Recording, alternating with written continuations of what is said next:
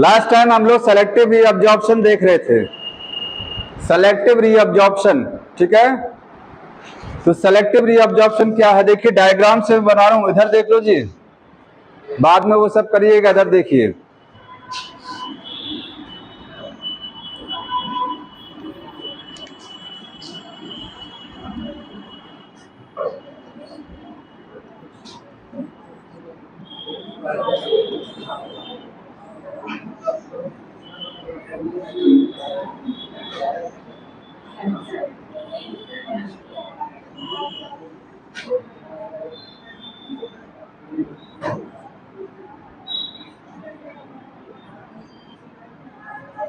ये था diagram nephron का, ठीक। इसमें यहां से लेकर के यहां तक का पार्ट, ये क्या है, कॉर्टेक्स, क्या बोलते हैं इसको, कॉर्टेक्स। और इस पार्ट को नीचे क्या बोलेंगे, मेडुला। यहां पर ये मेडुला है। थोड़ा सा इस पार्ट को और नीचे बना रहे, थोड़ा सा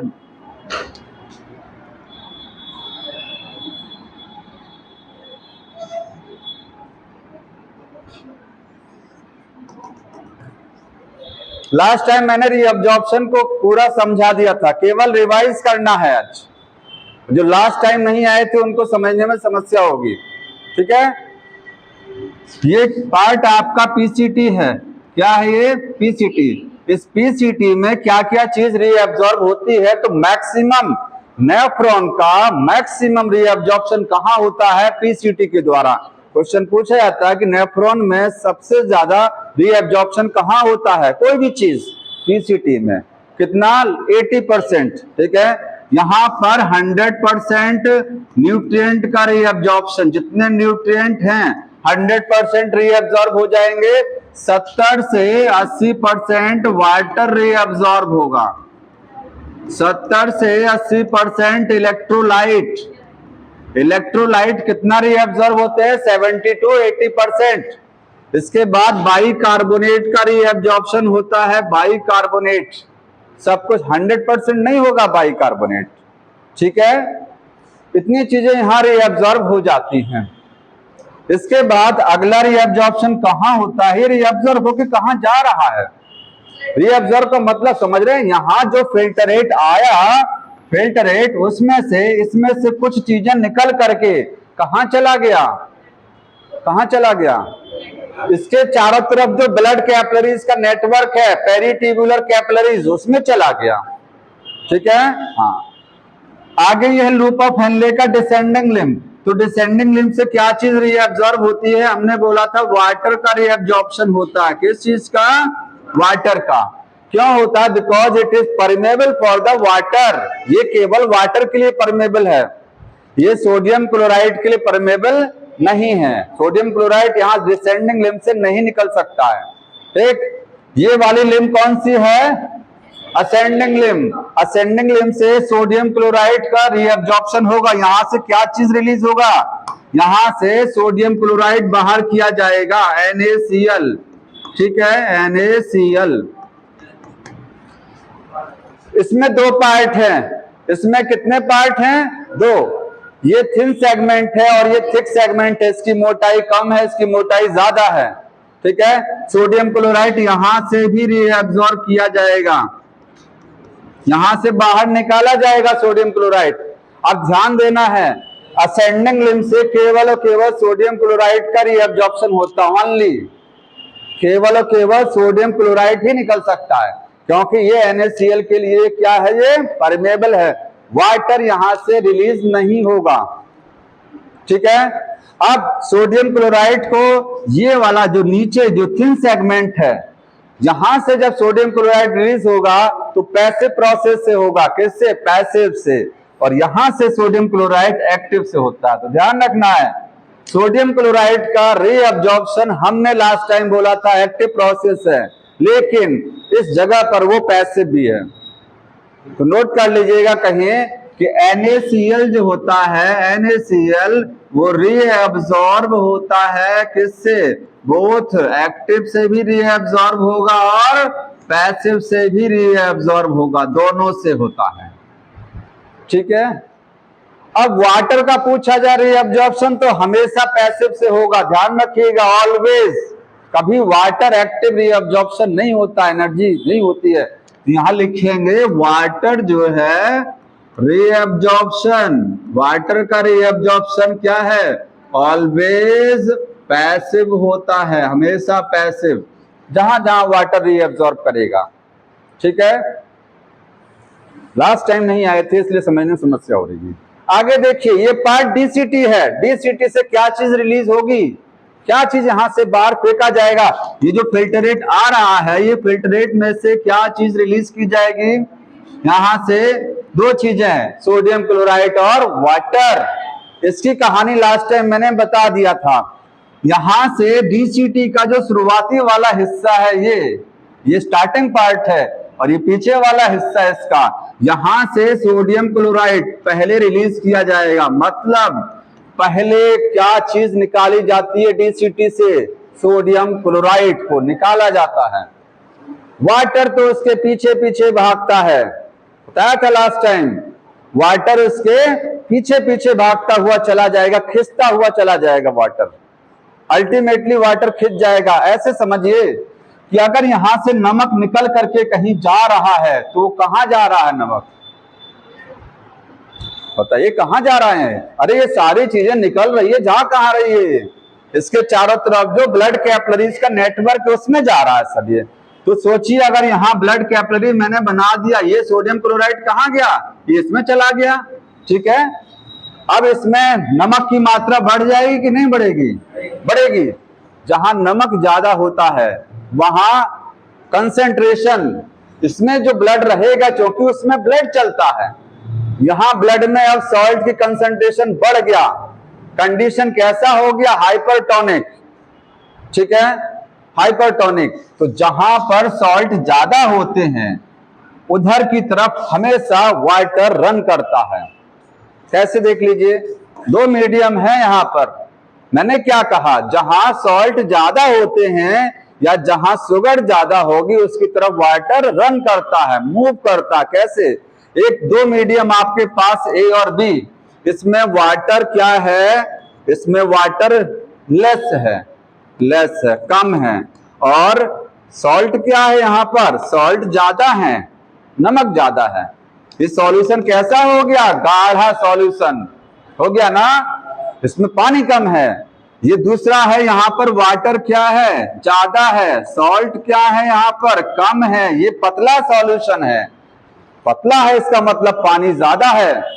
तो पानी कहां से कहां मूव करता है, जहां ज्यादा रहता है वहां से कम की तरफ वाटर हमेशा जाता है, तो वाटर यही तो ज्यादा है। जहां नमक की मात्रा बढ़ेगी वहां अल्टीमेटली पानी की मात्रा घटेगी, तो यहां ब्लड में पानी की मात्रा रिलेटिवली घटेगी, क्योंकि नमक बढ़ रहा है, फेंका जा रहा है नमक, यहां से लगातार सॉल्ट को भेजा जा रहा है। तो जब यहां पर ब्लड में क्या होगा, सॉल्ट बढ़ जाएंगे तो वाटर रिलेटिवली कम हो जाएगा, और वाटर बाद में वाटर अब यहां से अपने आप खिंचा हुआ चला जाएगा, क्योंकि वाटर तो नहीं मूव किया ना डीसीटी से। अभी पहले क्या मूव करता है, पहले सॉल्ट मूव करता है। ठीक है, माहौल क्रिएट करता है ताकि वाटर अपने आप जा सके, बड़े आसानी से वाटर मूव कर सके, उसके लिए प्लेटफॉर्म तैयार करता है सोडियम क्लोराइड। ठीक है, तो ध्यान ये रखना है आपको यहां पर।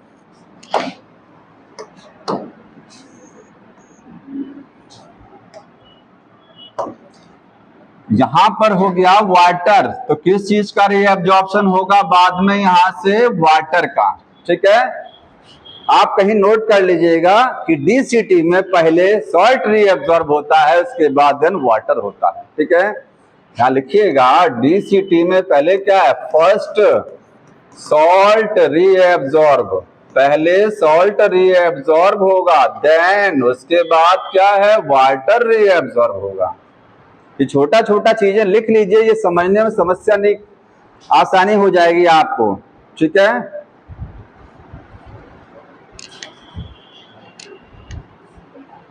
नोट कर लिया है सबने। इसके बाद ये कलेक्टिंग डक्ट है, कलेक्टिंग डक्ट से क्या चीज बाहर की जाती है, तो यहां से आप बोलेंगे यहां से भी वाटर बाहर किया जा रहा है लगातार, देखते रहिएगा, वाटर को बाहर किया जा रहा है। ठीक है, एक चीज और बाहर की जाती है, यूरिया। तो यूरिया को अलग से लिखिएगा कि यूरिया यहां से बाहर किया जाएगा। कहां जाएगा उसको अभी समझाएंगे, यूरिया निकल के कहां जाएगा यहां से। ठीक है, इतना चीज समझ में आ गया कि रीअब्जॉर्प्शन में नेफ्रॉन के किस हिस्से से क्या। अब देखिए बहुत आसान है, फिर से रिवाइज कर लिए। पीसीटी में मैक्सिमम रीअब्जॉर्प्शन हो गया, 60% इलेक्ट्रोलाइट यहां से बाहर चला गया, 60 से 70% 80% पानी बाहर हो गया। ठीक है, जितनी काम की चीजें हैं वो यहीं से बाहर कर दी जाती है, जितनी काम की चीजें हैं। इसके बाद यहां से बोलेंगे केवल वाटर, और इस वाली आर्म से केवल सॉल्ट। आगे वाटर और सॉल्ट दोनों, फिर क्या है, वाटर और यूरिया। ये सीक्वेंस याद रखिएगा। ठीक, तो रीअब्जॉर्प्शन सारे हिस्सों से हो रहा है, पीसीटी से, डीसीटी से, लूप ऑफ हेनले और सीटी, सबसे रीअब्जॉर्प्शन हो रहा है ना। अगला स्टेप क्या है, सिक्रीशन। अगला जो स्टेप है वो है सिक्रीशन। तो अगले स्टेप को देखिए, इसको फिर से अभी समझाएंगे वापस ला करके यहां पर।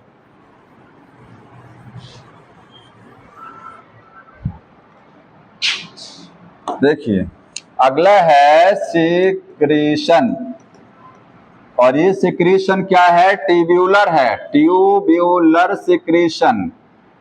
ठीक, इसको समझ लिए। तीसरा स्टेप है, अभी यूरिन कंप्लीट नहीं बना है, अभी एक चीज और बाकी, एक स्टेप और बाकी है। ठीक है, इसमें क्या होगा ये देखिए।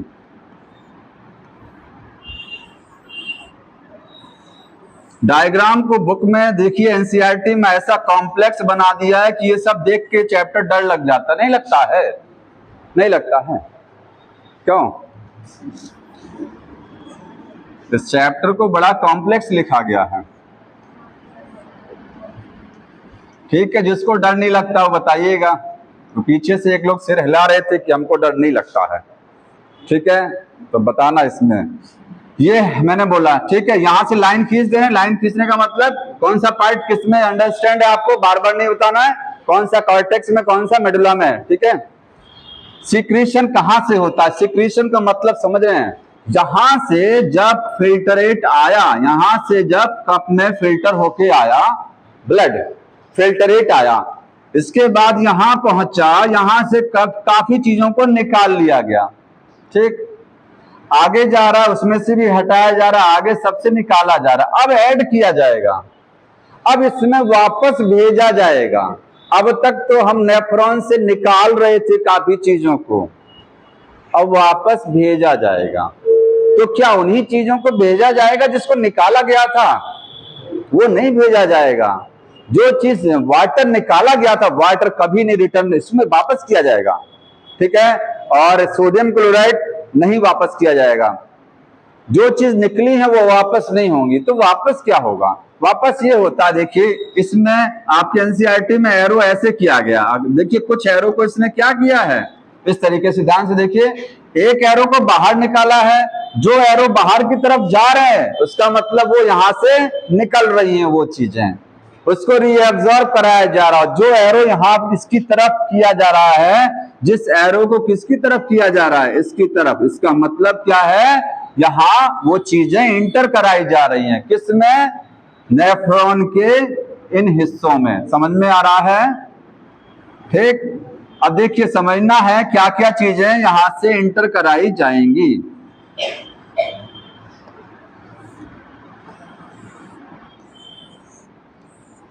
कोई समस्या होगी तो बताइएगा इसमें।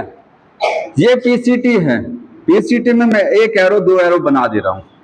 देखिए हाइड्रोजन प्लस, अभी समझ लीजिए क्यों ये सिक्रीशन कराया जाता है वो भी बता रहा हूं। मैं हाइड्रोजन प्लस को इंटर कराया जाएगा, इन कराया जाएगा टीवी, जो यूरिन फिल्टरेट चल रहा है उसमें वापस भेजा जाएगा।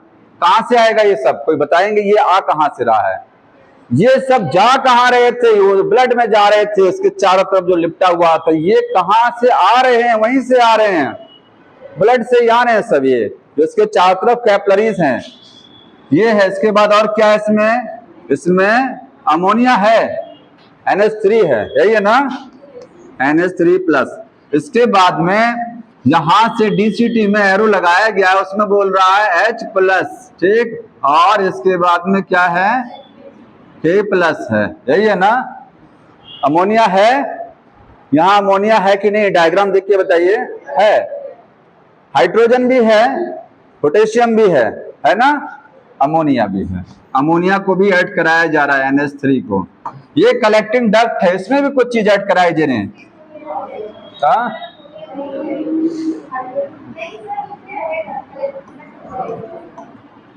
यहां पर क्या चीज, H+ और K+, ठीक है।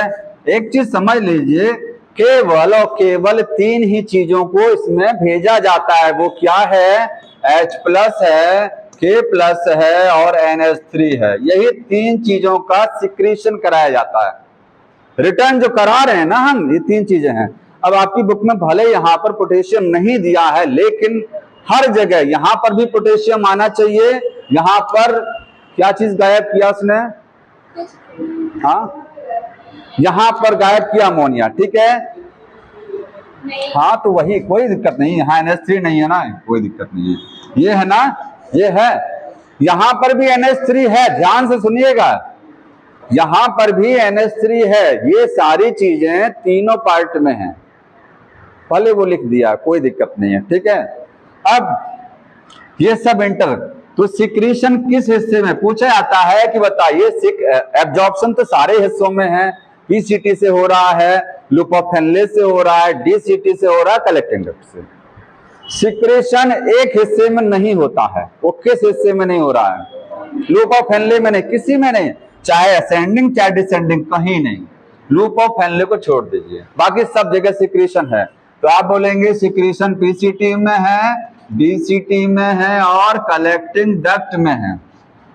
क्या चीज सिक्रीट हो रही है इसमें, ये 3 चीजें आ रही हैं, ठीक है। क्या चीज सिक्रीट हो रही है उसको आगे लिखिएगा, K+, H+ और NH3, इन तीनों का सिक्रीशन हो रहा है। अब समझना ये है हमको कि ये सिक्रीशन हो क्यों रहा है, क्या जरूरत है ब्लड से वापस इन चीजों को इसमें मिलाने की, ठीक है। ध्यान से सुन लीजिए, यहां से जब ब्लड आ रहा था, यहां से ब्लड जब आ रहा था, ठीक है, और इसके बाद में यहां से ब्लड आगे होता हुआ गया है, यहां ब्लड क्या हो गया, फिल्टर हो गया। क्या सारा ब्लड फिल्टर होके आ गया, सारा नहीं। मैंने आपको बताया था एक चीज कल एग्जाम्पल कि हवा बह रही है तेजी से, तो दरवाजे से यहां कुछ ही आएगी, बाकी आगे चली जाएगी। ऐसे ही यहां से ब्लड आ रहा है तो कुछ हिस्सा छनेगा इसका, बाकी ब्लड का हिस्सा यहां रहेगा। RBC WBC तो कभी नहीं आने की यहां पर, लेकिन प्लाज्मा का जो हिस्सा छनेगा यहां पर, तो कुछ प्लाज्मा तो इसमें भी चलेगा ना, ब्लड उसमें भी है अभी। अब यहां से जब ये इसके चारों तरफ आ करके सब क्या करते हैं, मेल मिलाप करते हैं, इसके चारों तरफ जब लपेट जाते हैं, लिपटते हैं, रैप करते हैं। अब डायग्राम को देखिए, मैं इसके चारों तरफ लपेट नहीं रहा हूं, बहुत कॉम्प्लेक्स डायग्राम हो जाएगा, ये डायग्राम बहुत कॉम्प्लेक्स हो जाएगा, खिचड़ी हो जाएगा, समझाने में दिक्कत हो जाएगी। तो आप समझिए केवल ये चीजें इसके चारों तरफ क्या है, ये लपटा हुआ है, रैप किया हुआ है, ठीक। अब इसी में यहीं से, इसी में से ये जो चीजें हैं यहीं से निकल करके ये हाइड्रोजन, ये जो चीजें इसमें इंटर कर रही है, वो कहां से आ रही हैं, वो यहीं से आ रही हैं, जो इसके चारों तरफ ब्लड घूम रहा है, टहल रहा है, उसी में से आया। क्यों आया, क्योंकि कुछ चीजें, ध्यान सुनिएगा आंसर, कुछ चीजें यहां से यहां छन नहीं पाया, फिल्टर नहीं हो पाया, ठीक है। पोटेशियम आयन, अमोनियम आयन, कुछ चीजें ऐसी होती हैं जो क्या है, यहां फिल्टर नहीं हो पाई, उनको बॉडी से बाहर निकालना जरूरी है। तो क्या हाइड्रोजन बॉडी में दिक्कत करता है, पोटेशियम दिक्कत करता है क्या, हाँ।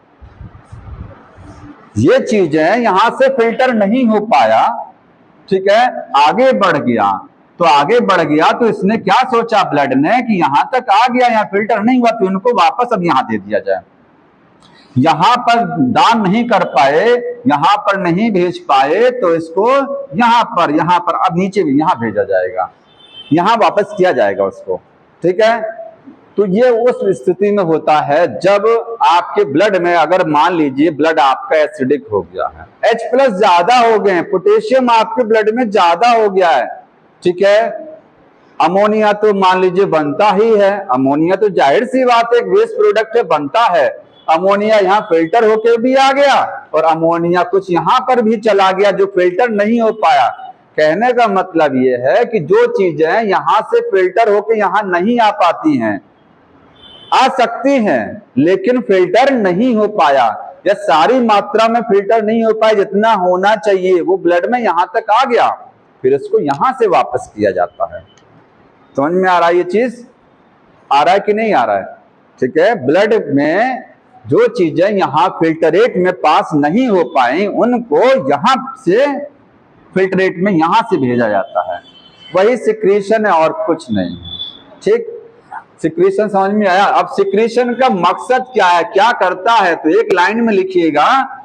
अगर ये चीजें ब्लड से नहीं निकाली गई होती, मान लीजिए ब्लड में H+ ज्यादा है, पोटेशियम आयन ज्यादा है, अमोनिया है ब्लड में ज्यादा बना हुआ है, अच्छा खासा है, ठीक है, नहीं निकाला गया तो ब्लड का आयनिक बैलेंस डिस्टर्ब हो जाता है। आयनिक बैलेंस समझते हैं? आयन की कंसंट्रेशन। तो हमारी बॉडी तो सब कुछ जो है नॉर्मल में रखना चाहती, जानते हैं बॉडी हमारी क्या चाहती है, क्या उसके अंदर सब कुछ नॉर्मल में चले, उसका जो अंदर जो ब्लड है बॉडी के अंदर, उसका पीएच भी मेंटेन रहे, आयन की कंसंट्रेशन भी मेंटेन रहे, कोई चीज घटने बढ़ने ना पाए। तो घटने बढ़ने ना पाए तो सही कैसे होगा? इसी से सही हुआ। देखिए, अगर ये चीजें निकल करके यहाँ फिल्ट्रेट में नहीं आएंगी तो ब्लड का पीएच क्या हो जाएगा? घट जाए, पीएच घटेगा। H+ अगर बढ़ेंगे तो पीएच घट जाएगा, तुरंत बढ़ेगा नहीं, घटेगा। आ रहा समझ में? तो ब्लड का इसका रीजन है, ये सिक्रीशन क्यों होता है, तो लिखेंगे यहां पर टू मेंटेन, यही एक लाइन में आंसर है, maintain ionic balance and pH of blood. Blood के अंदर जो आयंस हैं उनकी कंसंट्रेशन मेंटेन रखने के लिए और पीएच को मेंटेन रखने के लिए होता है। ठीक, वैसे भी किडनी का ही यही काम है। आपकी किडनी करती क्या है, आपकी बॉडी में जितने आयंस हैं, जितने सॉल्ट हैं, उनकी कंसंट्रेशन को क्या कर रहती है, मेंटेन में रखती है। पानी की मात्रा आपकी बॉडी में कौन नियंत्रित करता है कि पानी ब्लड में ज्यादा ना होने पाए या कम ना होने पाए, ये काम किडनी करती है। तो किडनी आपके ब्लड में पानी की मात्रा को कंट्रोल में रखती है, आयंस की मात्रा को कंट्रोल में रखती है, सॉल्ट की मात्रा नियंत्रित रखती है। अगर सॉल्ट ज्यादा हो रहे हैं तो उसको यूरिन से बाहर करा देगी किडनी। आयंस अगर ज्यादा हो गए तो किडनी से बाहर हो जाएगा, तुरंत यूरिन में चले जाएंगी वो चीजें। आ रहा समझ में? अगर कम हो रहे हैं तो खींच करके वापस ब्लड में मिला दिया जाएगा। अगर ये ब्लड में कम है, ठीक है, आयंस कम है, तो यहीं से खींच करके ब्लड में रीअब्सॉर्ब करा दिया जाएगा ज्यादा मात्रा में। ठीक, तो सिक्रीशन का मकसद यही था। अब इसके बाद तीनों आपको समझ में आ गया। इसके बाद एक टॉपिक है काउंटर करंट मैकेनिज्म, जो बहुत ही कॉम्प्लिकेटेड टॉपिक नजर आता है लेकिन उतना है नहीं है। ठीक है, पढ़े हैं कोई लोग काउंटर करंट को? हाँ, तो अगर पढ़े होंगे तो समझ में आया समझ में? थोड़ा बहुत अब देख लीजिए, कोई बात नहीं है। काउंटर करंट एकदम समझ में आ जाएगा। मैकेनिज्म,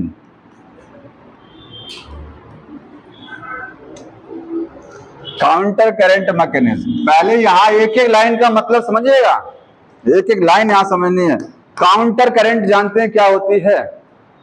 दो विपरीत धाराएं, मान लीजिए दो ट्यूब आपके पास में है, एक ट्यूब ये है और एक ट्यूब ये है।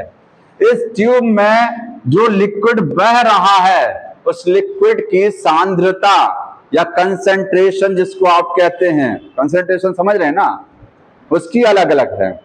दो ट्यूब आपके पास में है, दोनों पास पास में है, यहां पर क्या है, दोनों में कंसंट्रेशन लिक्विड का सेम नहीं है और दोनों लिक्विड क्या है, अपोजिट डायरेक्शन में चल रहे हैं। काउंटर करंट यही होती है, विपरीत दिशा में धाराओं का या करंट का मूव करना।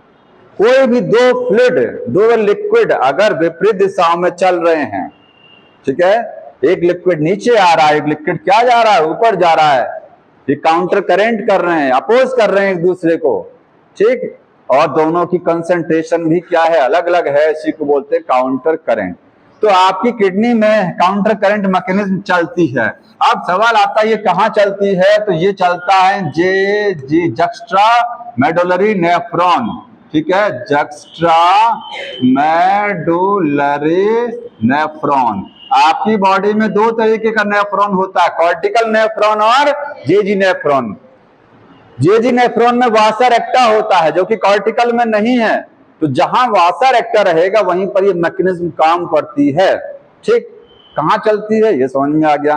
क्या काम है, मकसद क्या है इसका, तो ये करती है concentrate the urine, concentrate the urine. हम मैमल्स हैं, हम लोग क्या है, मैमल्स हैं, तो मैमल्स की एक खासियत होती है, वो अपना यूरिन, हम लोग अपना यूरिन 4 गुना ज्यादा कंसंट्रेट कर सकते हैं।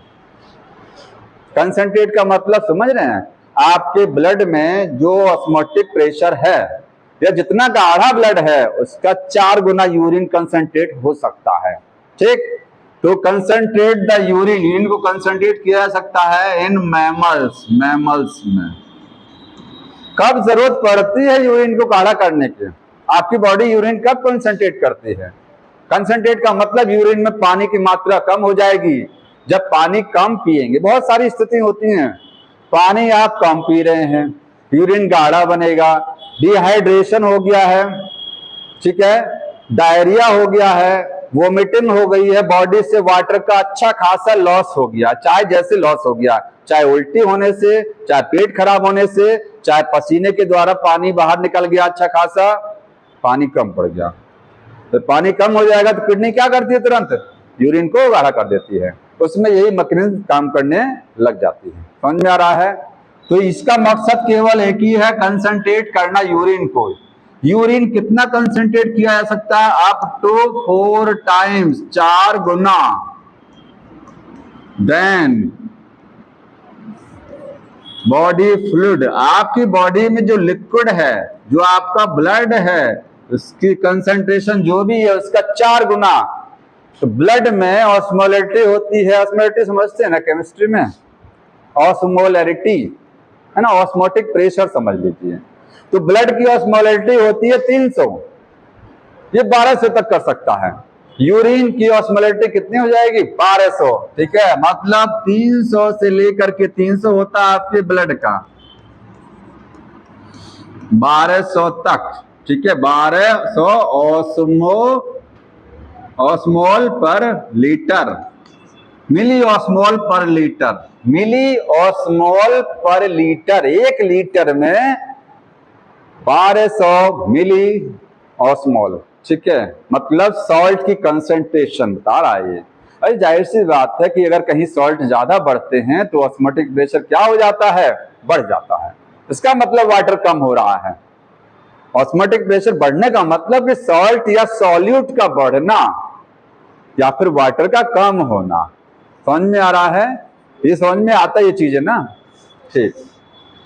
अब इसमें कौन कौन से हिस्से नेफ्रॉन के काम करते हैं, तो काउंटर करंट मैकेनिज्म काम करती है, लिखेंगे इन वासा रेक्टा, वासा रेक्टा में काम करती है, and loop of Henley, loop of Henley में 2 जगह काम करती है, ठीक है, मेनली तो 2 जगह है। यही दोनों मेन बॉस हैं, यही दोनों मेन क्या है, हीरो हैं, किसके, काउंटर करंट मैकेनिज्म को चलाने वाले, यही चलाएंगे। कलेक्टिंग डक्ट भी थोड़ा सा मदद करती है, लिख लीजिएगा, सीटी आल्सो हेल्प्स, वो भी थोड़ा सा मदद करती है, ठीक है, उसका भी रोल है, आगे समझ में आएगा। अब काउंटर करंट में अभी हमने बताया कि 2 लिक्विड अपोजिट डायरेक्शन में जाते हैं, तो काउंटर करंट किस किस के बीच में काम करता है। मैं यहाँ रफली डायग्राम बना दे रहा हूं, अच्छा वाला डायग्राम आगे समझेंगे। ये आपका लूप ऑफ हेनले है।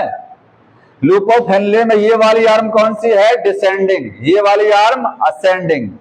और रेड कलर से बना रहे हैं वासा रेक्टा। वासा रेक्टा लास्ट टाइम समझ में आया था सबको? वासा रेक्टा कुछ नहीं है, ये जो कैपिलरीज होती हैं लूप ऑफ हेनले के पास जब आती हैं तो यू शेप का टर्न ले लेते हैं, उसी को वासा रेक्टा। इसमें ये वाली आर्म कौन सी है? ये डिसेंडिंग है, नीचे जा रही है कि ऊपर जा रही है? ये नीचे जा रही है, बताया था मैंने। इसमें ब्लड नीचे चले, इसमें ब्लड चलता है, इसमें फिल्टरेट चलता है। जो यूरिन बनना है वो यहां चलेगा और इसमें ब्लड चलेगा आपकी बॉडी का, ठीक है। तो ये डिसेंडिंग हो गया, ये क्या हो गया? असेंडिंग। अब देखिए यहां पर नीचे फिल्टरेट चल रहा है, यहां फिल्टरेट ऊपर, तो एक काउंटर करंट किसके बीच में काम करता है? बोलेंगे वासा, जो आपका लूप ऑफ हेनले है उसकी दो भुजाएं हैं, ये वाली और ये वाली। यहां नीचे आ रहा है लिक्विड, यहां ऊपर जा रहा है, तो एक काउंटर करंट किसके बीच में काम कर रही है? लूप ऑफ हेनले की असेंडिंग और डिसेंडिंग लिंब के बीच में चल रहा है। दूसरा कहां काम कर रहा है? वासा रेक्टा में। देखिए वासा रेक्टा में यहां नीचे जा रहा है और यहां ऊपर जा रहा है ना। तो वासा रेक्टा की डिसेंडिंग और असेंडिंग लिम्ब के बीच में भी काउंटर करंट नजर आ रही है। देखिए डायग्राम में नजर आ रहा है ना। वासा रेक्टा की दो आर्म है, एक आर्म में ब्लड नीचे जा रहा है, एक आर्म में ब्लड ऊपर जा रहा है। इसका मतलब यहां पर भी काउंटर करंट देखने को मिल रहा है। लूप ऑफ हेनले की दोनों आर्म में काउंटर करंट मिल रही है ना। एक काउंटर करंट और बताइए कहां हो रही है? एक जगह और चल रहा है, एक जगह और आपको डायग्राम में दिख रहा होगा काउंटर करंट किस किस के बीच में और है? वासा रेक्टा लूप ऑफ हेनले के बीच में। ये देखिए, इसको इससे कंपेयर करिए, इसमें ब्लड फिल्टरेट नीचे, यहां ब्लड ऊपर, यहां तो काउंटर करंट हो रहा है ना, ठीक है। तो वही मैं लिखने जा रहा हूं कि कहां किस किस के बीच में काम करता है। लिखेंगे काउंटर करंट वर्क करेगा बिटवीन किस किस के बीच में? पहला लिखेंगे both arms loop of Henley, लिखते रहिएगा इसको। लूप ऑफ हेनले की दोनों आर्म असेंडिंग और डिसेंडिंग के बीच में वर्क करेगा, ठीक। दूसरा है बोथ आर्म्स ऑफ वासा रेक्टा, वासा रेक्टा की दोनों आर्म, एक असेंडिंग लिम्ब और डिसेंडिंग। और तीसरा लिखेंगे between loop of Henley, loop of Henley and वासा रेक्टा। मैंने यहां असेंडिंग डिसेंडिंग नहीं लिखा क्योंकि कुछ भी हो सकता है ना, एक इधर है एक उधर भी है, तो दोनों पॉसिबल है, इसलिए मैंने नहीं लिखा उसमें। फिर से देख लीजिए, काउंटर करंट मैकेनिज्म का मकसद क्या है? यूरिन को कंसंट्रेट करना। कितना यूरिन कंसंट्रेट किया जा सकता है? 4 गुना यूरिन को हम लोग गाढ़ा कर सकते हैं। कहां काम करती है ये स्पेशल नेफ्रॉन जो आपकी बॉडी में जक्स्ट्रा मेडुलरी वाले होते हैं, 15% में होते हैं बॉडी में, उनमें चलती है। क्योंकि वहीं पर वासा रेक्टा वहीं पर, और जहां वासा रेक्टा रहेगा वहीं पर ये मैकेनिज्म भी चलेगा, क्योंकि उसको चलाने के लिए मेन क्या चीज चाहिए? मेन वासा रेक्टा है। इसके बाद कौन कौन से पार्ट इन्वॉल्व हो रहे हैं? Vasa recta loop of Henle main part है। कलेक्टिंग डक्ट भी मदद करेगा। किस किस के बीच में काउंटर करंट दिखाई दे रहा है डायग्राम में? तो यहां दिख रहा है। इतना समझ में आ गया? आप देखिए आगे,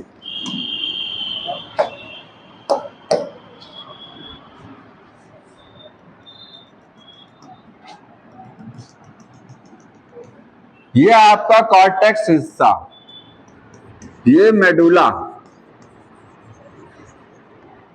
किडनी का जब डायग्राम बनाया था तो किडनी का डायग्राम मैंने ऐसे बनाया था और यहां पर बोला था ये पिरामिड नुमा कुछ संरचनाएं होती हैं पिरामिड की तरीके से।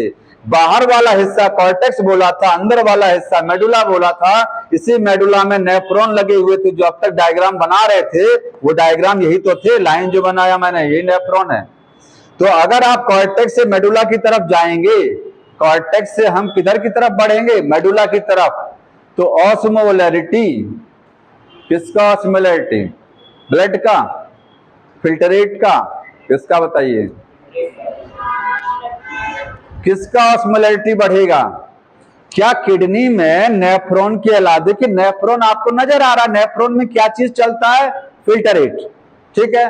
इसके चारों तरफ जो ब्लड कैपिलरी, जो इसके अंदर क्या बहता है, ब्लड। इसके अलावा भी तो किडनी के अंदर कुछ है कि नहीं है, टिश्यू है ना, पूरा टिश्यू है, ठीक। तो इस टिश्यू के बीच में एक लिक्विड होता है, उसको क्या बोलते हैं, इंटरस्टिशियल फ्लूइड बोला जाता है ना। आप कहेंगे कि इसके अंदर जो टिश्यू भरा हुआ है उसमें भी तो एक लिक्विड है, सेल्स के बीच में क्या है, लिक्विड है। तो यहां जो लिक्विड भरा रहेगा पूरी किडनी में, उसको क्या बोलेंगे, इंटरस्टिशियल फ्लूइड।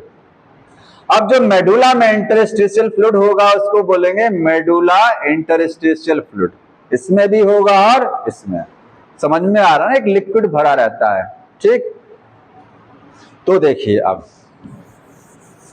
कॉर्टेक्स में ऑस्मोलैरिटी कितना होता है, 300 मिली ऑस्मोल पर लीटर। इसका मतलब कुछ समझ रहे हैं,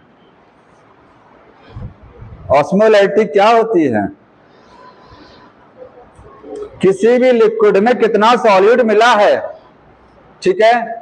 ज्यादा सॉल्यूट मिला है ऑस्मोलैरिटी ज्यादा है, कम सॉल्यूट मिला है ऑस्मोलैरिटी कम है। ऑस्मोलैरिटी डिसाइड होती है सॉल्यूट से, वही ऑस्मोटिक प्रेशर भी है, एक ही चीज है, लिख लीजिएगा कहीं, ऑस्मोलैरिटी। ऑस्मोलैरिटी का मतलब होता है हाउ मच, कितना सॉलिड है,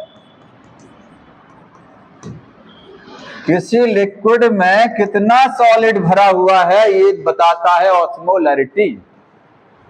यहां कॉर्टेक्स वाला, जो कॉर्टेक्स के अंदर किडनी में जो लिक्विड होता है, ठीक है, उसकी ऑस्मोलैरिटी 300 होती है, मतलब ब्लड के बराबर। हमारी ब्लड की ऑस्मोलैरिटी कितनी है, 300, ठीक है, यहां भी 300 है। लेकिन जैसे से मेडुला में आप इंटर करते चले जाएंगे, मेडुला की तरफ देखेंगे तो ऑस्मोलैरिटी बढ़ेगी। कैसे बढ़ेगी, यहां पर नजर आएगा 600, ठीक है, 400 पहले बुक में बताइए क्या दिया हुआ है, 400 दिया, कोई बात नहीं, 400 यहां पर है, यहां 600 नजर आएगा, 900 के बाद 800 और उसके बाद 1200, यही दिया ना, ठीक है। हाँ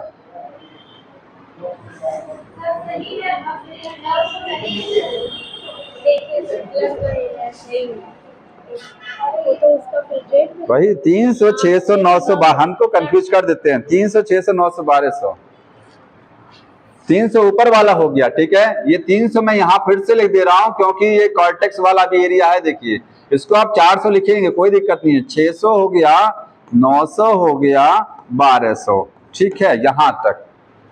मतलब जैसे जैसे कॉर्टेक्स में से मेडुला की तरफ बढ़ेंगे ऑस्मोलैरिटी क्या होगी, बढ़ती चली जाएगी। यहां तक आ रहा है, हाँ, ये समझ में आ रहा है यहां तक, ठीक। ये केवल यह आपका किडनी की बात हो रही है अभी। अब यहां पर मैंने बनाया था क्या चीज, ये बोमेन कैप्सूल था, यहां पर क्या था, पीसीटी, इसको ध्यान समझिएगा, ये पीसीटी। आगे चल रहे हैं लूप ऑफ फेनले।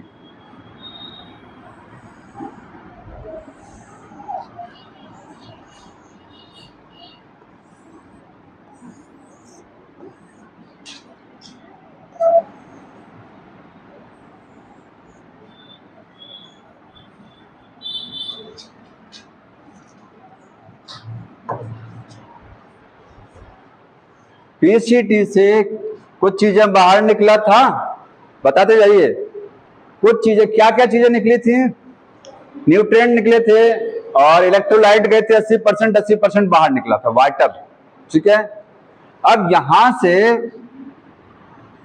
वाटर का रीअब्जॉर्प्शन हुआ था, ठीक है, क्या चीज, वाटर और सोडियम क्लोराइड, बाकी सब हुआ था, बाकी से मुझे मतलब नहीं है, बाकी और कुछ हुआ था, हम केवल क्या समझ रहे हैं अभी कि सोडियम क्लोराइड भी हुआ था, वाटर भी हुआ था, बाकी सब हुआ था। समझना मेन है आपको दो चीजों से लेकर के।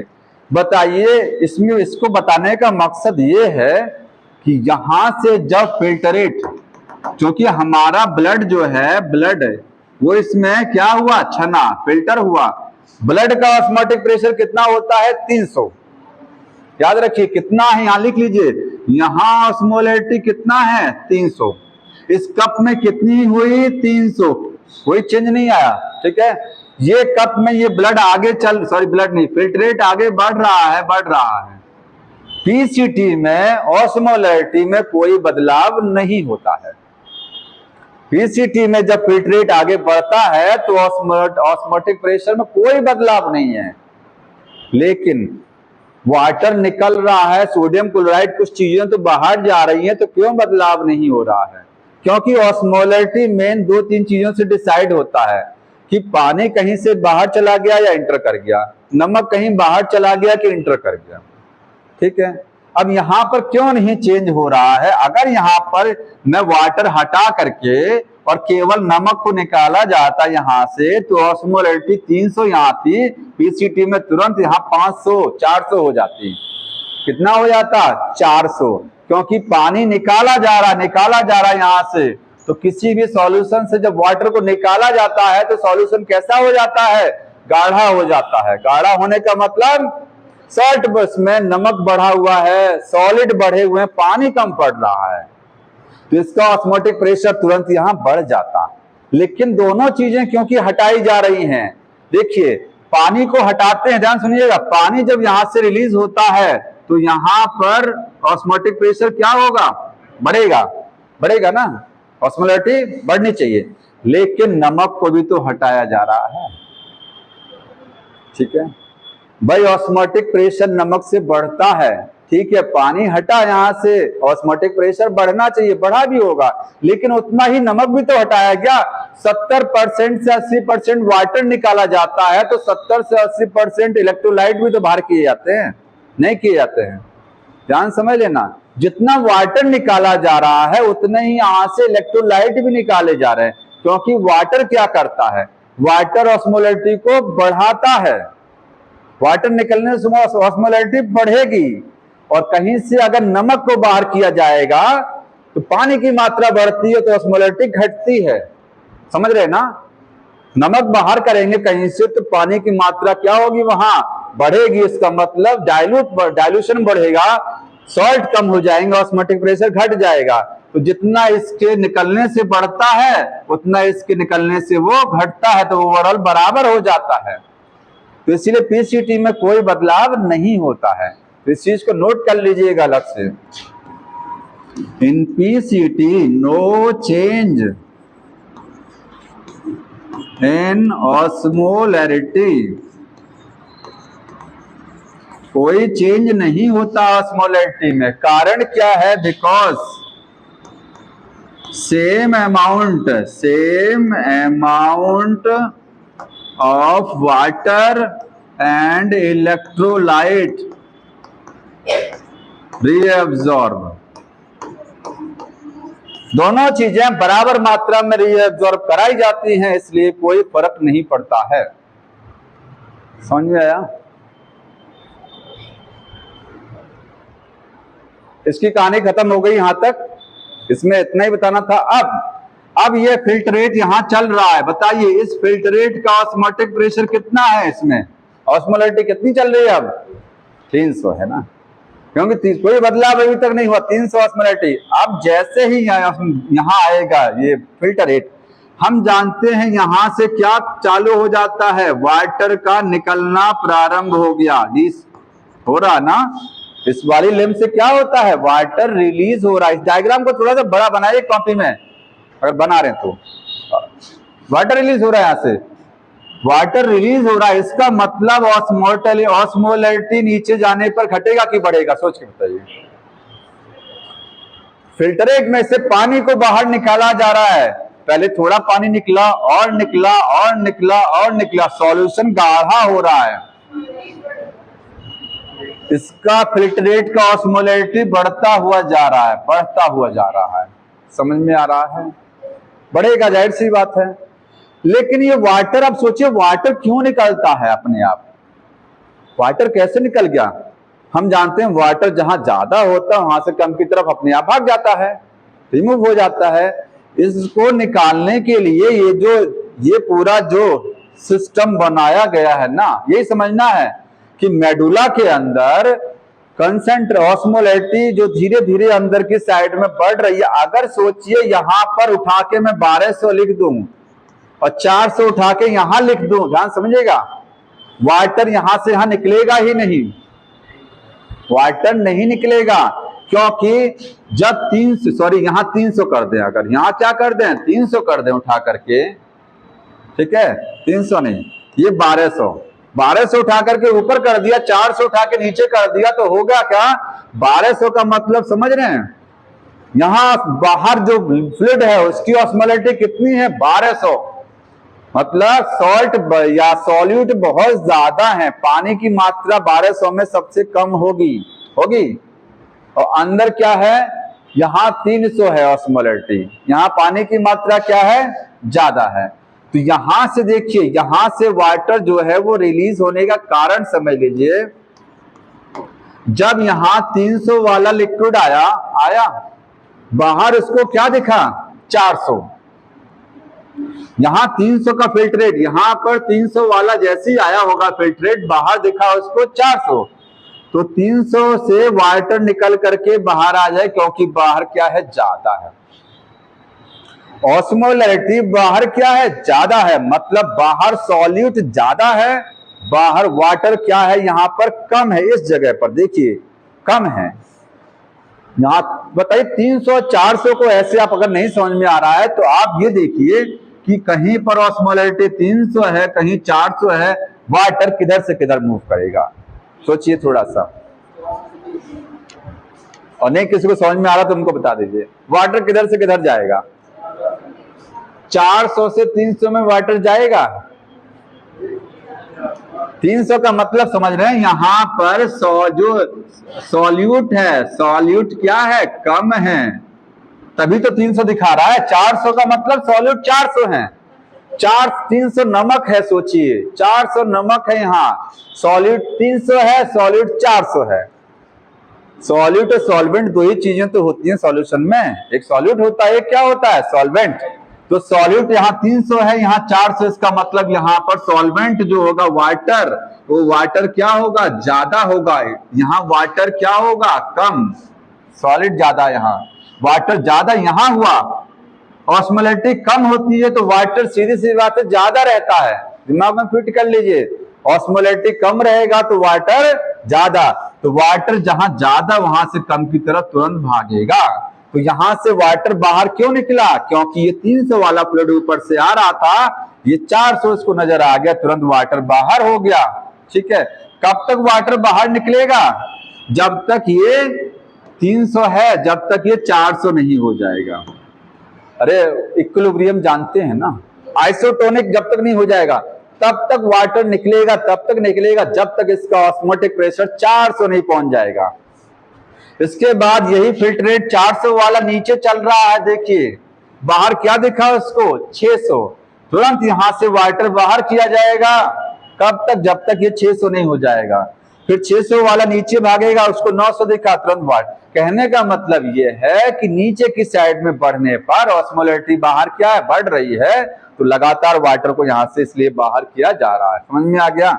आगे देखिए, इसके बाद इस वाली आर्म के साथ क्या होता है, यहां से आपने बोलते हैं NaCl को बाहर किया जाता है, क्या बाहर करते हैं, NaCl। तो बताइए, अब एक चीज बताइए हमको, फिल्टरेट नीचे आ रहा है, वाटर को बाहर किया जा रहा है, इसकी ऑस्मोलैरिटी कितनी हो जाएगी, 300 है, 400 हो जाएगी कि नहीं होगी, बढ़ती जाएगी ना, 400 से कितना हो जाएगा, ये भी 600 हो जाएगा अंदर, फिर ये भी क्या हो जाएगा, 900 हो जाएगा अंदर, लास्ट में जाकर के इसका ऑस्मोलैरिटी कितना हो गया, 1200, ये भी अंदर 1200 मेंटेन हो गया, ठीक है। अब ये 1200 वाला फिल्ट्रेट यहां आगे बढ़ रहा है, ठीक। अब इसमें से क्या निकाला गया, यहां पर नमक। तो जब इसमें सोचिए 1200 वाले में क्या चीज ज्यादा है, सॉल्यूट ज्यादा है, सॉल्ट समझिए, NaCl ज्यादा है, आप NaCl समझ लीजिए, ठीक है, सॉल्यूट ज्यादा है, खुला हुआ है, पानी कम है इसमें, यहां से नमक बाहर किया जा रहा है, जो चीज ज्यादा उसी को यहां से क्या कर दिया गया, बाहर। अब पानी की मात्रा बढ़ेगी कि नहीं बढ़ेगी, सॉल्यूट को जब बाहर करेंगे, क्योंकि 1200 वाला फिल्ट्रेट ऊपर जाएगा, तो यहां से हम सॉल्यूट निकाल रहे हैं, जिसकी वजह से ऑस्मोलैरिटी बढ़ रही थी, उसको क्या किया जा रहा है, बाहर किया जा रहा है। किया जा रहा है ना भाई, सॉल्ट ही तो बढ़ाता है, सॉल्ट की वजह से ऑस्मोलैरिटी बढ़ी थी, सॉल्ट को निकाल करके धीरे धीरे बाहर। तो जैसे जैसे फिल्ट्रेट ऊपर जाता है, ऑस्मोलैरिटी इस लिक्विड की क्या हो रही है, घट रही है। कितना घटेगा, 1200 से आएगा 900 पर, और ऊपर जाएगा और नमक निकलेगा, आ जाएगा 600, और आ जाएगा 500, 400, जो भी 800 भी लिखा हो सकता है, घटेगा। यहां पर आकर के वो 300, जितने से चला था उतने पर वापस आ गया ना। ये जानते हैं, समझाने में बड़ा टाइम लगता है। जितने से 300 से स्टार्टिंग हुई थी 300 पर पहुंच गया, तो ये सब नौटंकी करने की जरूरत क्या पड़ी।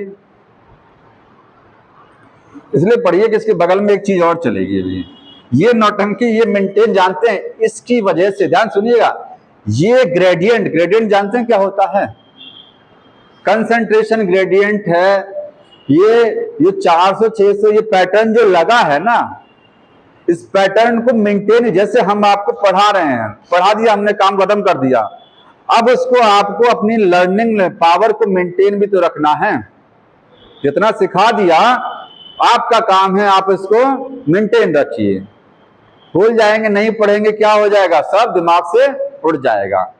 इसने तो अपना काम कर दिया, मतलब ये जो लगा है पैटर्न, इसको मेंटेन भी रखना पड़ेगा, क्योंकि अगर ये पैटर्न गड़बड़ाया तो यहां से वाटर नहीं निकलेगा, और वाटर नहीं निकलेगा तो आपका यूरिन क्या बनेगा फिर, तो यूरिन डिस्टर्ब हो जाएगा ना।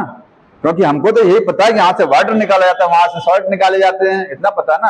ये सब चीजें चलाने के लिए इसका मेंटेन रहना जरूरी है, समझ रहे हैं ना, तभी ये सारी नौटंकी चलेगी। और ये चली क्यों, ये चली इसलिए, इसको मेंटेन रखने के लिए, क्योंकि जब तक ये सब नहीं होगा, अभी देखिएगा एक चीज वासा रेक्टा भी आएगी। वासा रेक्टा असली में इसको मेंटेन रखने में मदद रखता है।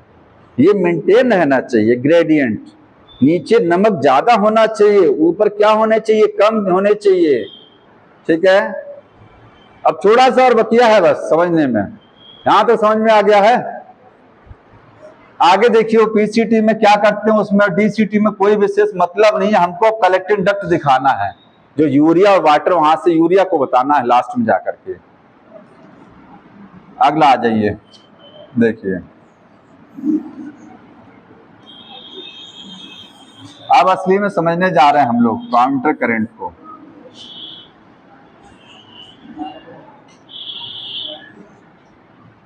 ये क्या बन गया, लूप ऑफ हेनले, ठीक है।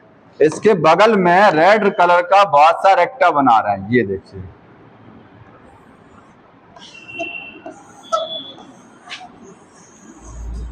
अब आपको ज्यादा समय नहीं लगेगा इसको समझने में, ठीक।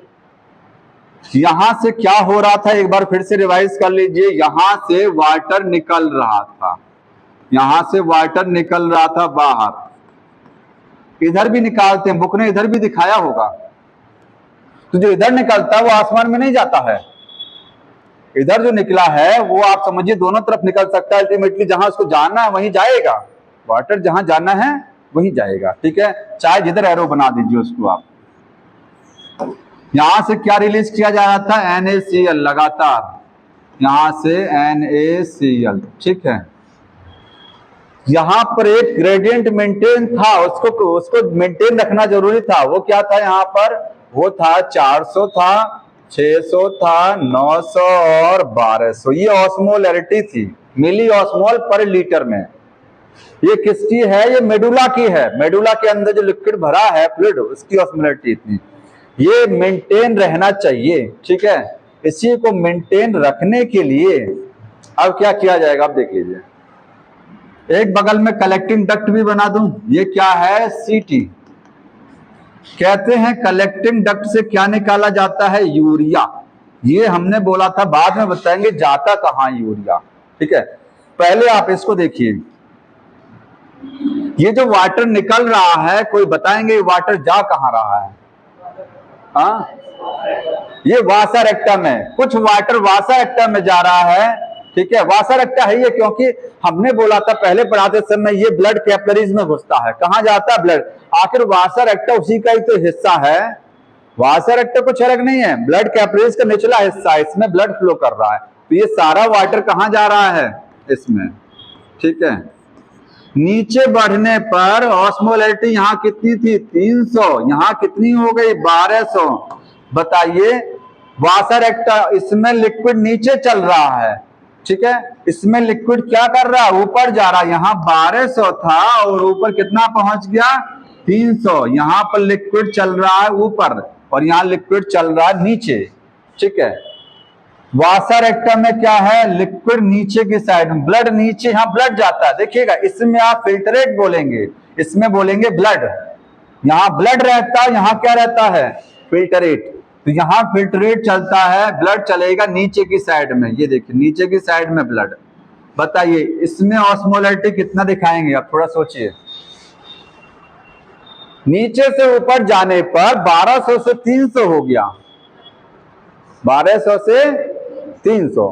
यहां जो आ रहा है ब्लड, यहां ब्लड आ रहा है ना, ये तो ब्लड कितने वाला आ रहा है, ये 300 वाला ही ब्लड इसमें आ रहा है, ये भी जान लीजिए। ये ब्लड डायरेक्ट वो कैप्सूल के बगल से आया यहां पर, तो 300 आ रहा है। इसमें कितना हो जाएगा यहां पर जाकर के, ये 1200, ठीक है। और ये 1200 यहां चलेगा, 1200 इसके बाद यहां पर जाकर के ये 300 हो गया, ठीक है।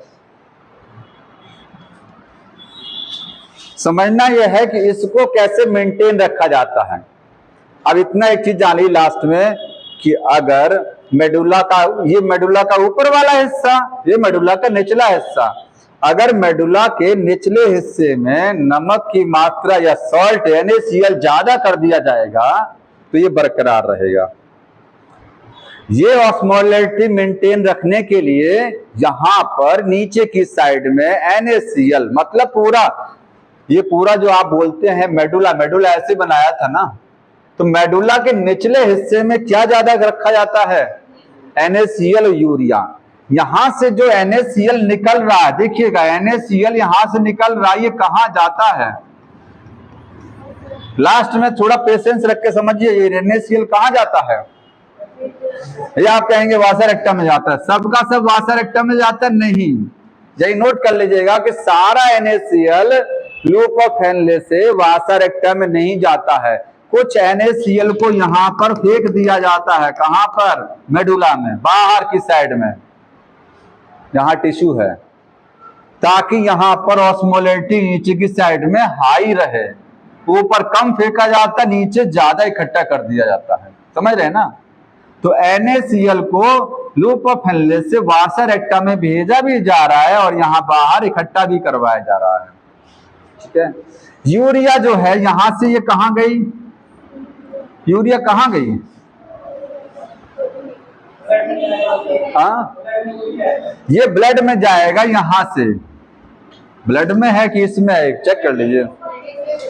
लूप ऑफ हेनले में जाएगा ना, यही है ना, लूप ऑफ हेनले में यहां से यूरिया गई, ये देखिए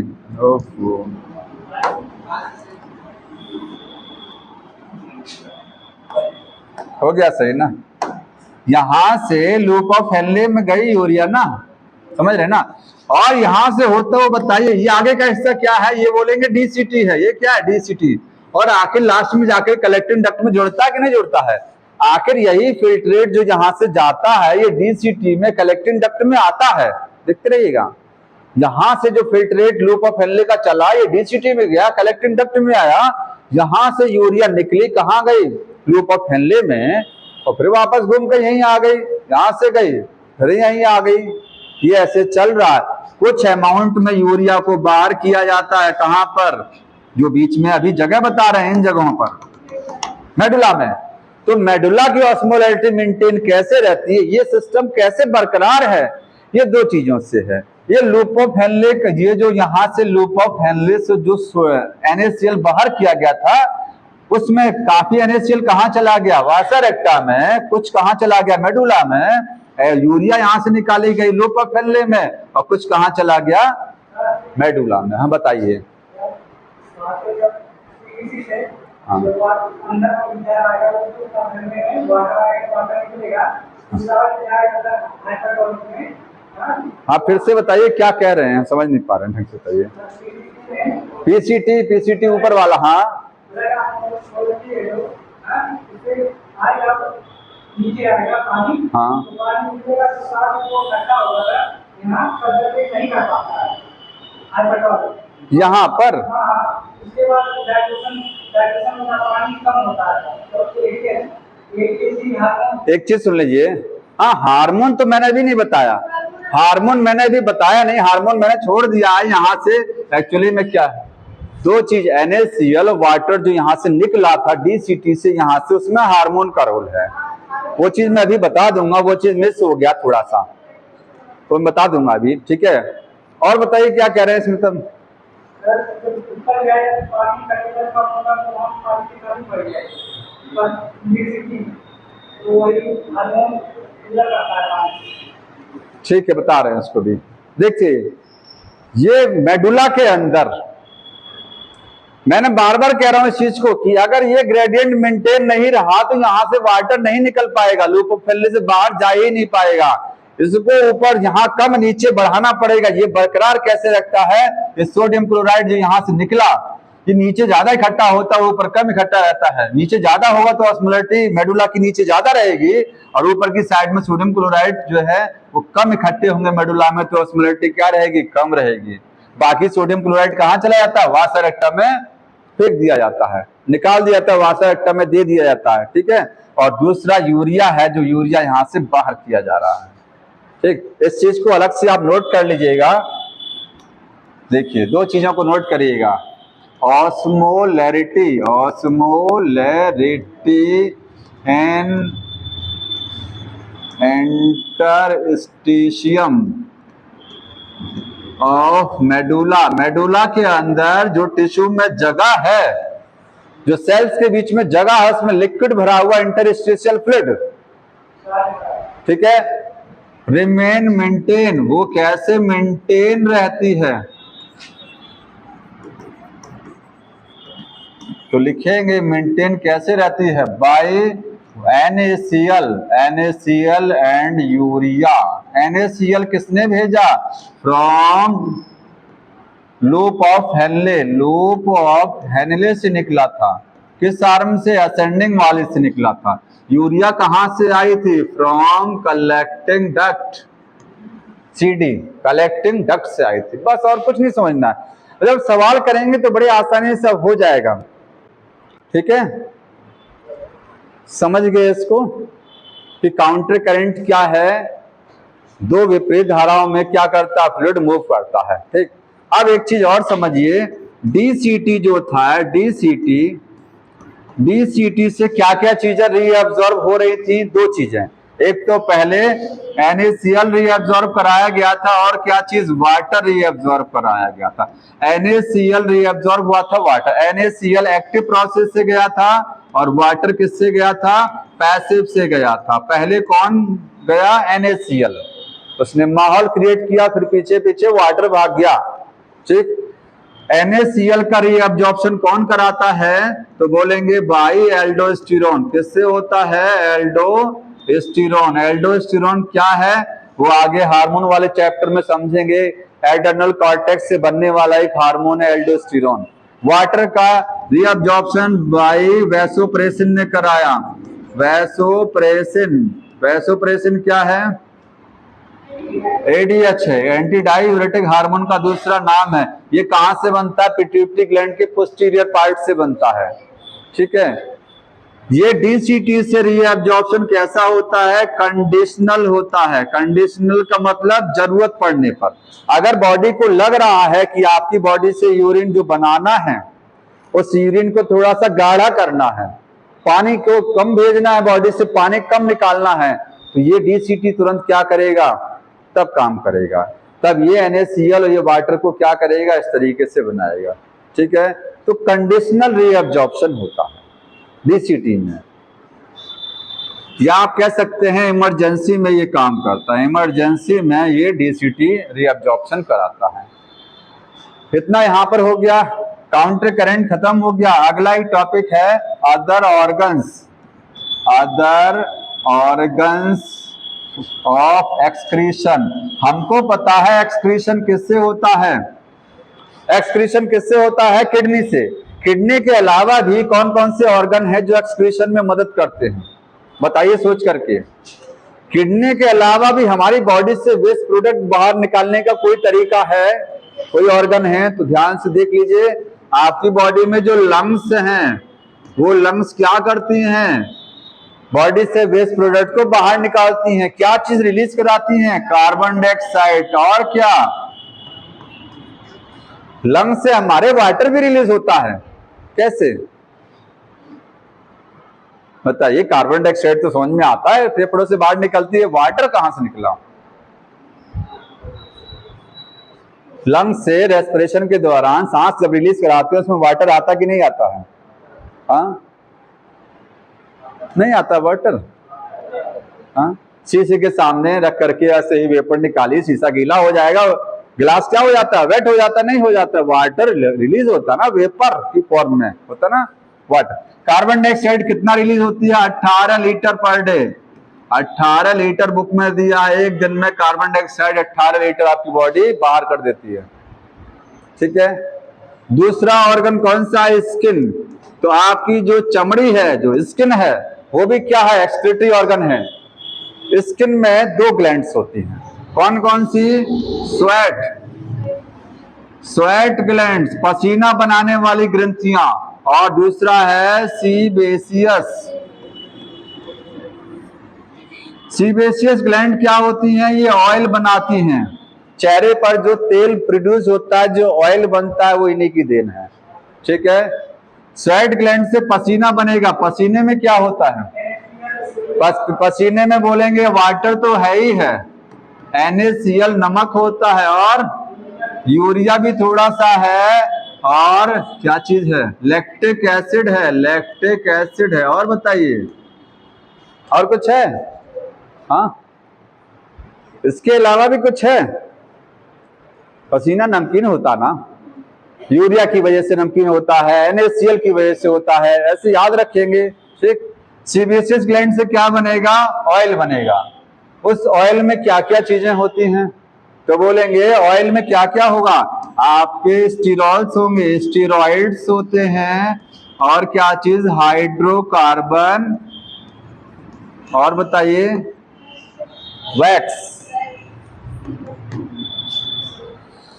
इसको याद रखने का तरीका यह है कि हमारे जो ऑयल ग्लैंड्स होती हैं स्किन में ऑयल बनाने वाली, उससे वो चीज बनेगी जो ऑयली नेचर का होगा।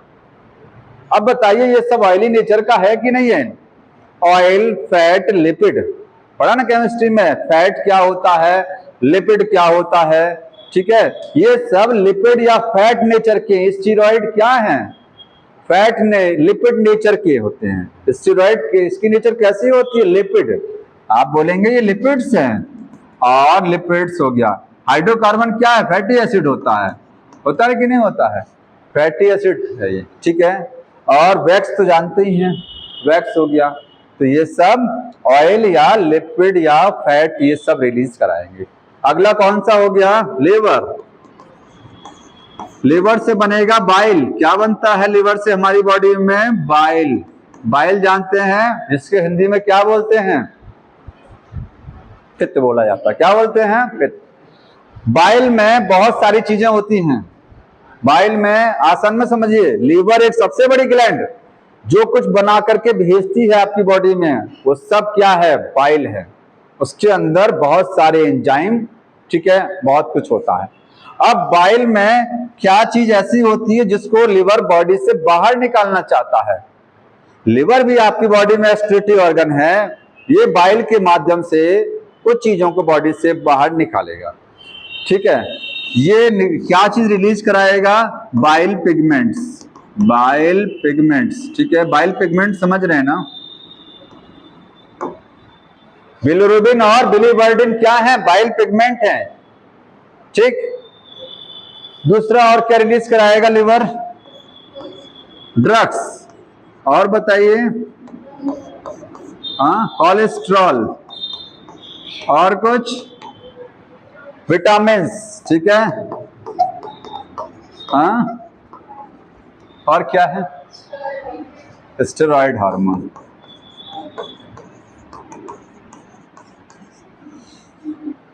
यहां से बताइए विटामिन को बॉडी से क्यों बाहर निकाला जा रहा है? विटामिन तो फायदेमंद चीज होती है ना, लिवर क्यों बाहर कर देता है विटामिन को? ठीक है, ड्रग्स समझ में आता है, दवाई जो खाते हैं ना, लिवर क्या करता है? ड्रग्स को डिटॉक्सिफाई करता है, ड्रग्स को तोड़ करके वेस्ट प्रोडक्ट बना करके बॉडी से बाहर निकाल देता है, ठीक है। कोलेस्ट्रॉल ज्यादा हो गया बॉडी में, लिवर क्या करेगा? कोलेस्ट्रॉल को तोड़ेगा और बॉडी से एलिमेंट्री कैनाल की, ये सारी चीजें एलिमेंट्री कैनाल से जाएगा, ये यूरिन से नहीं जाएगा, ध्यान रखिएगा। ये बाइल कहां से रिलीज होगा? बाय एलिमेंट्री कैनाल, ये रिलीज किया जाएगा, रिलीज बाय एलिमेंट्री। इसको वहां से बाहर पास आउट किया, रिलीज की जगह मैं एक्सक्रीट लिख रहा हूं।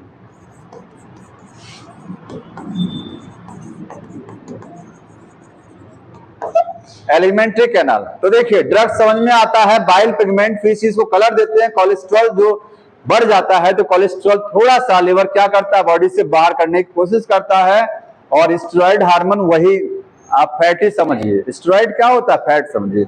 विटामिन, विटामिन क्या है? जब विटामिन ज्यादा हो जाते हैं, ऐसा नहीं विटामिन बॉडी के लिए फायदेमंद है, लेकिन जानते जो चीज बॉडी में आपने पता लगा डेली फली फल खाए जा रहे हैं, एकदम एक चीज खा रहे हैं तो लगातार खाए जा रहे हैं बिना किसी रोक के, तो बॉडी में जो चीज ज्यादा होने लगती है, चाहे विटामिन हो चाहे, लिवर क्या करेगा? उसको बाहर करेगा। एक्सेस विटामिन है, ये विटामिन जो लिखा गया है ये क्या है? कौन सी वाली की बात हो रही है? ये एक्सेस विटामिन है, ज्यादा हो रही है अगर तो, ठीक है।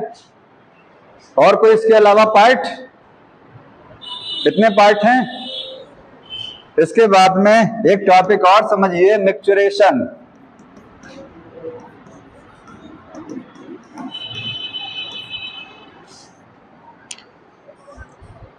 कल ये चैप्टर का समापन हो जाएगा। हाँ बताइए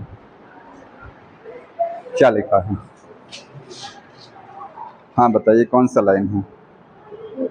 small amount of the nitrogenous wastes could be eliminated through the, हाँ कोई बात नहीं। देखिए बुक में एक लाइन लिखा है, हमारा जो सलाइवा बनता है, सलाइवा लार, उसके द्वारा भी कुछ अमाउंट में नाइट्रोजनस वेस्ट को बाहर किया जाता है। आपके लार में भी कुछ क्या होते हैं? नाइट्रोजनस वेस्ट होते हैं, ठीक है, अंडरलाइन कर लीजिएगा, बुक में मेंशन है। मिक्सचरेशन क्या है? हाँ हाँ क्या कह रहे हैं? वासर एक्टा से ब्लड जो जाएगा, हाँ बॉडी में वापस चला जाएगा,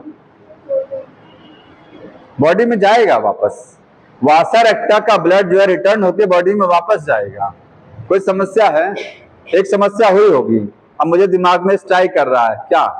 ऑस्मोलैरिटी वाली, 1200 ऑस्मोलैरिटी दिखाया गया था इधर, 1200 वाला ब्लड जो है आप कहेंगे 1200, तो वो थोड़ा सा चेंज करके बताएंगे उसको हम, ठीक है। थोड़ा सा उसमें कंफ्यूजन हुआ है तो उसको मैं करेक्ट करूंगा लास्ट में, ठीक है, समझ में आ गया वो बात। देखिए मिक्सचरेशन क्या है? ये बॉडी से यूरिन का बाहर निकलना, बॉडी से यूरिन को बाहर पास आउट करना, इसको क्या बोलते हैं? मिक्सचरेशन। तो ये है release of urine from body. Urine कहां से रिलीज कराया जाता है? यूरिनरी ब्लैडर से, यूरिनरी ब्लैडर से, ठीक है। ये एक रिफ्लेक्स एक्शन है। कैसा है? Reflex action. रिफ्लेक्स एक्शन जानते हैं? बॉडी में जो अनैच्छिक क्रियाएं होती हैं, ऐसी अनैच्छिक क्रियाएं जो क्या है? किसी एक्शन के अगेंस्ट में होती हैं। जब यूरिनरी ब्लैडर पूरा फिल हो जाता है तो यूरिन पास आउट कराने की इच्छा जनरेट होने लगती है, ठीक है। तो रिफ्लेक्स एक्शन वही होता है जैसे जो क्रियाएं क्या हैं, मतलब किसी एक्शन के अगेंस्ट में होती हैं। अगर यूरिनरी ब्लैडर फिल नहीं होगा तो कैसे मिक्सचरेशन होगा, ठीक है। ये वॉलंटरी प्रोसेस है कि इनवॉलंटरी है? दोनों है, दोनों है। ज्यादा ये वॉलंटरी है, हम यूरिन अपनी इच्छा से रिलीज कराते हैं समय के हिसाब से देखते हुए। लेकिन जब यूरिनरी ब्लैडर पूरा भर जाएगा, फुल हो जाएगा एकदम, तो आपकी इच्छा भी काम नहीं करेगी, करेगी? हाँ, कब तक यूरिन को रोके रखेंगे बताइए? क्या यूरिन को 4 दिन तक रोक सकते हैं? वहां वॉलेंट्री है, ठीक है, एक समय तक वॉलेंट्री है, जब तक आपको प्रॉपर स्थान नहीं मिल रहा तब तक आप उसको रोक सकते हैं। बहुत लंबे समय तक यूरिन को रोका नहीं जा सकता, इसलिए मेन तो वॉलेंट्री है, लेकिन इनवॉलेंट्री भी है, ठीक है? तो मेन क्या है? ये मेनली वॉलेंट्री है, इसलिए मैंने मेनली लिखा, वॉलेंट्री प्रोसेस है इमिक्टोरेशन। तो अगर कहीं लिखा मिल जाएगा कि रिफ्लेक्स एक्शन है, तो आप बोलेंगे हाँ रिफ्लेक्स एक्शन है, रिफ्लेक्स होता है इनवॉलेंट्री वाला। अब कैसे इमिक्टोरेशन होता है वो समझिए। यूरिनरी ब्लैडर जब फिल हो जाएगा, यूरिनरी ब्लैडर क्या हो जाएगा? जब फिल। इस यूरिनरी ब्लैडर के अंदर मैंने बताया था कि यूरिनरी ब्लैडर में कुछ रिसेप्टर होते हैं, उनको क्या बोलते हैं? Stretch receptor. यूरिनरी ब्लैडर में जब यूरिन फिल होता है तो यूरिनरी ब्लैडर में खिंचाव होता है, यूरिनरी ब्लैडर बढ़ता चला जाता है, ठीक है? कितना बढ़ेगा? एक सीमा तक फट सकता है, तो उसमें खिंचाव होता है। उसके अंदर की जो दीवार है यूरिनरी ब्लैडर की, उसमें स्ट्रेच रिसेप्टर लगा है। वो पता लगा लेते हैं कि बहुत ज्यादा खिंचाव हो गया, अब सहन नहीं हो रहा है, तो स्ट्रेच रिसेप्टर कहां लगा है? यूरिनरी ब्लैडर की वॉल में लगा हुआ है। ये स्ट्रेच को पता लगाते हैं कि वॉल में कितना खिंचाव हो रहा है। तुरंत जैसे यूरिनरी ब्लैडर फिल हो जाएगा, ठीक है, तुरंत यहां से सिग्नल भेजा जाएगा, कहां? सेंट्रल नर्वस सिस्टम को। तो जैसे ही यूरिनरी ब्लैडर फिल होगा, सिग्नल जाएगा,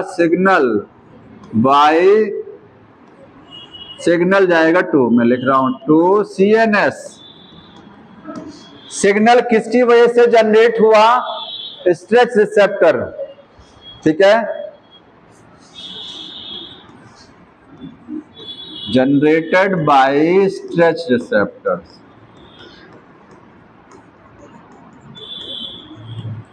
यहां से सिग्नल ब्रेन में गया, ब्रेन से सिग्नल आएगा मोटर न्यूरॉन के थ्रू। किसके थ्रू आता है? किसके थ्रू आता है? अब नहीं बताएंगे। Motor neuron. तो सिग्नल सीएनएस क्या करेगा? सीएनएस सेंड करेगा, सेंड सिग्नल। कहां आएगा सिग्नल? यहां। यूरिन जब पास आउट कराया जाता, ध्यान सुनिए, ये यूरिनरी ब्लैडर है, इसमें क्या है? यूरिन भर चुका है। आगे का पार्ट है यूरेथ्रा, सबको पता है यूरेथ्रा, यहां से यूरिन रिलीज कराया जाता है। इसमें 2 स्फिंक्टर लगा होता है। स्फिंक्टर समझते हैं?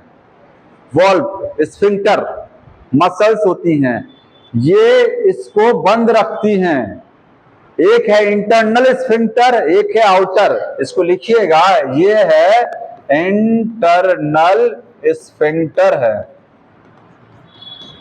और ये क्या है? एक्सटर्नल है। तो यहां पर आपको 2 स्फिंक्टर दिखाई दे रहे हैं यूरेथ्रा में, एक अंदर की साइड में और एक बाहर की साइड में स्फिंक्टर है। ये वाला इंटरनल वाला ये इनवॉलेंट्री होता है। जैसे ही यूरिनरी ब्लैडर भर जाएगा, ये ऑटोमेटिक ये वॉल्व खुल जाएगा, स्फिंक्टर खुल जाता है, इस पे आपका कोई कंट्रोल नहीं है। तो ये क्या है? इनवॉलेंट्री है। इसलिए मैंने बताया ये प्रोसेस क्या है? वॉलेंट्री भी है और इनवॉलेंट्री। ये स्फिंक्टर तुरंत खुल जाएगा। अब जैसे ही ये पूरा फिल हो गया, तो ये स्फिंक्टर क्या हो गया? ओपन। यूरिन कहां आ गया? जहां आ गया। ये वाला स्फिंक्टर कब खुलेगा? ये आपकी इच्छा से खुलेगा। ये कैसा है? वॉलेंट्री है। तो एक्सटर्नल होता है वॉलेंट्री, और इंटरनल स्फिंक्टर क्या होता है? इनवॉलेंट्री। ये आपकी इच्छा से ओपन होगा, ठीक है। तो ये जब ओपन हो जाएगा तो यूरिन बाहर पास आउट हो जाएगा। तो सेंट्रल नर्वस सिस्टम से सिग्नल, अब बताइए कहां आएगा? कहां आएगा सिग्नल? ब्रेन से सिग्नल किसके द्वारा आएगा? ब्लड के रास्ते आएगा, न्यूरॉन्स के रास्ते आएगा। किसके रास्ते? न्यूरॉन के रास्ते, मोटर न्यूरॉन। कहां आएगा सिग्नल? यहां। इसको लास्ट समझ लीजिए, यूरिनरी ब्लैडर पर भी सिग्नल आएगा, स्फिंक्टर पर भी आएगा, दोनों जगह आएगा, मैं लिख रहा हूं कहां आएगा, to wall of urinary bladder, urinary bladder पर आएगा एंड स्फिंक्टर पर आएगा। ठीक है, सिग्नल दोनों जगह भेजा जाएगा, इंटरनल और एक्सटर्नल। जब सिग्नल आएगा आप बताइए, देखिए यहां से यूरिन को रिलीज कराने के लिए जब सिग्नल यहां पर आएगा यूरिनरी ब्लैडर पर, तो इसकी जो वॉल है, जो इसका हिंदी में मूत्राशय बोलते हैं यूरिनरी ब्लैडर, इसकी वॉल में क्या होगा, संकुचन होगा। समझ रहे ना, यूरिन बाहर कैसे निकलेगा, ये जब तक कांटेक्ट नहीं करेगा, जैसे मैंने बोला था हार्ट से वेंट्रिकल से ब्लड बाहर कैसे जाता है, वेंट्रिकल जब तक सिकुड़ते नहीं है तब तक ब्लड बाहर नहीं जाएगा, ये सिकुड़ेगा यूरिनरी ब्लैडर। तो इसकी जो वॉल है, जो दीवार है, उसमें क्या होगा, कॉन्ट्रैक्शन होगा। ठीक है, तो यहां कॉन्ट्रैक्शन होगा और इसको खोलना है वॉल्व को, तो यहां रिलैक्सेशन होना चाहिए ना। स्फिंक्टर की जो मसल्स हैं वो रिलैक्स होंगी, कॉन्ट्रैक्ट होंगी, तब तो ये बंद हो जाएगा। और इसकी जो मसल्स हैं स्फिंक्टर की, वो क्या करेंगी, रिलैक्स करेंगी, तो स्फिंक्टर क्या होगा, ये ओपन हो जाएगा। एक जगह कॉन्ट्रैक्शन होगा, एक जगह रिलैक्सेशन। समझ में आया? तो यहां लिखेंगे यूरिनरी ब्लैडर की जो मसल्स हैं वो क्या करेंगी, कॉन्ट्रैक्ट करेंगी एंड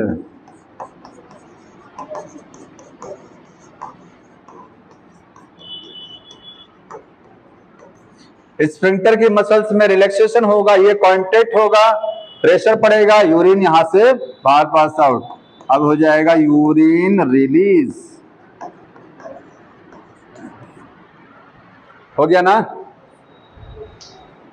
तो ये एक टॉपिक जो मेन बचा है वो कल उसको हमको समझाना है, बताइएगा कौन सा वाला, वासर रेक्टा ऑस्मोलैरिटी वाला, थोड़ा कंफ्यूज हो गया, मिस्टेक। ठीक है, वो समझाएंगे आपको। एक टॉपिक बचा है रेगुलेशन ऑफ किडनी फंक्शन, उसको मैंने छोड़ा इसलिए है क्योंकि वो बड़ा टॉपिक है समझाने वाला, मैंने छोटा छोटा एक और बचा हुआ है, डिसऑर्डर।